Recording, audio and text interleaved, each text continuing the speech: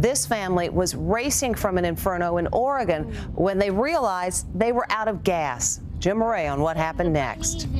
Are we going to be okay? That's the voice of a 6-year-old girl in her family car driving through a terrifying wildfire. We're going to do really good. Suddenly, they run out of gas. It started dwindling pretty quickly, and so we just made the decision. We have to pull over. We're not going to make it through the fires. They got just 20 miles when Mom and Dad realized they weren't going to make it. They abandoned their car and boat. Thank goodness friends driving a short distance ahead turned around to pick them up. They didn't hesitate to sacrifice all of their things that were in the back seat to let us, the three of us in the back. I can feel the heat. Can you feel the heat? Oh my God, it's so...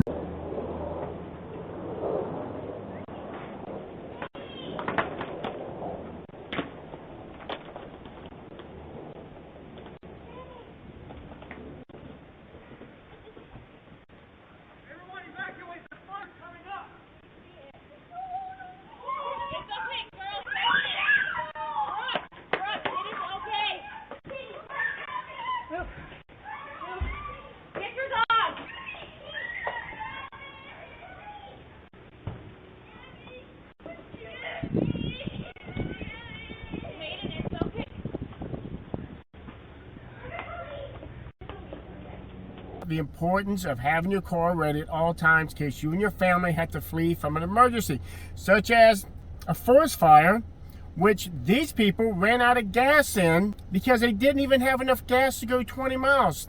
Thank God someone turned around and saved them. And remember, when you're trying to flee a disaster, the longer you take to get your car ready because you didn't have it ready all to go, the quicker that disaster is not only going to catch up with you, but also the traffic ahead of you is building up. So you're not only trying to get ahead of whatever disaster is heading your way, but you've got to get ahead of all that traffic as well.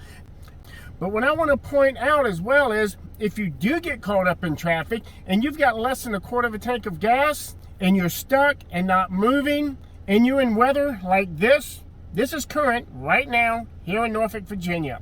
Imagine not moving in traffic and you have to conserve your gas to get you and your family wherever you need to go to get away from disaster. So you shut your car off, you roll down your windows, and suddenly you're flooded with 111 temperatures. And not only that, the humidity that's going to fill up in that car, plus everyone around you who is leaving their cars running to stay cool, all that carbon monoxide is now flooding your car. You've just multiplied the nightmare you're trying to get away from 100-fold. Do you even have water in the car, in the trunk for you and your family to drink while you're sitting there sweltering? And it doesn't even have to be the heat.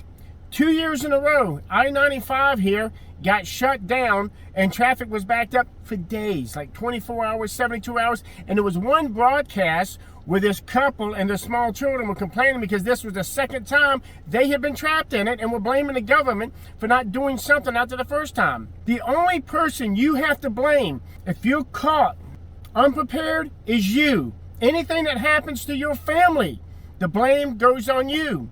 There's no reason not to have enough gas in your car to go at least 50 mile or 100 mile. There's no reason not to have some water in your trunk or some snacks in there to feed your family if you're caught in the car for several hours or longer. You can either take credit for saving your family and getting them away from disaster, or you can take the blame for straining them. But either way, it's on you.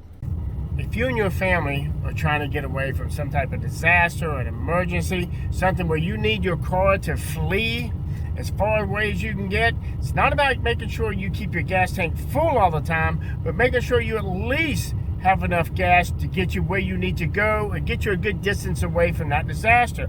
Like we talked about the couple who didn't even have 20 miles of gas in their vehicle and ran out in the middle of a major forest fire.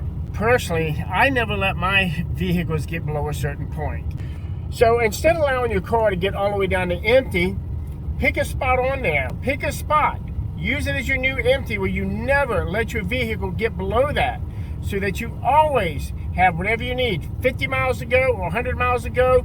And don't forget to add in the time that you may be sitting in traffic.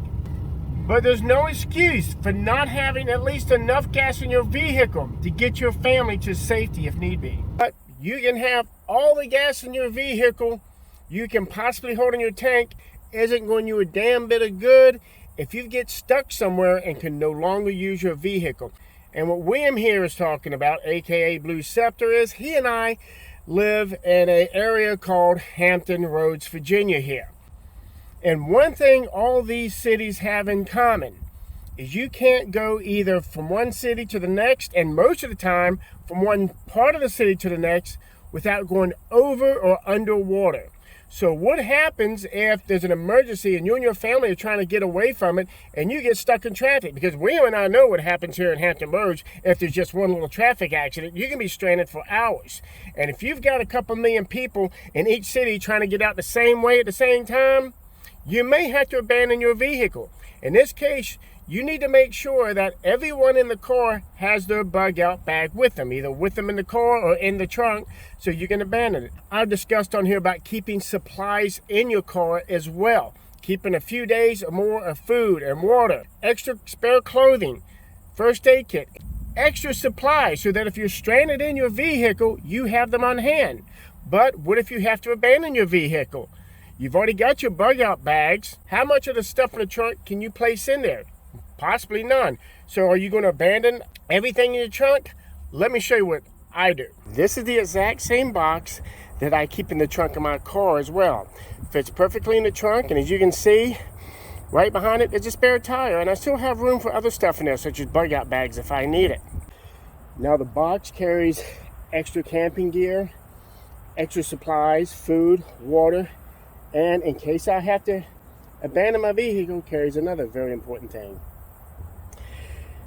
This blue thing here with the wheels is a collapsible wagon. And that wagon carries the box.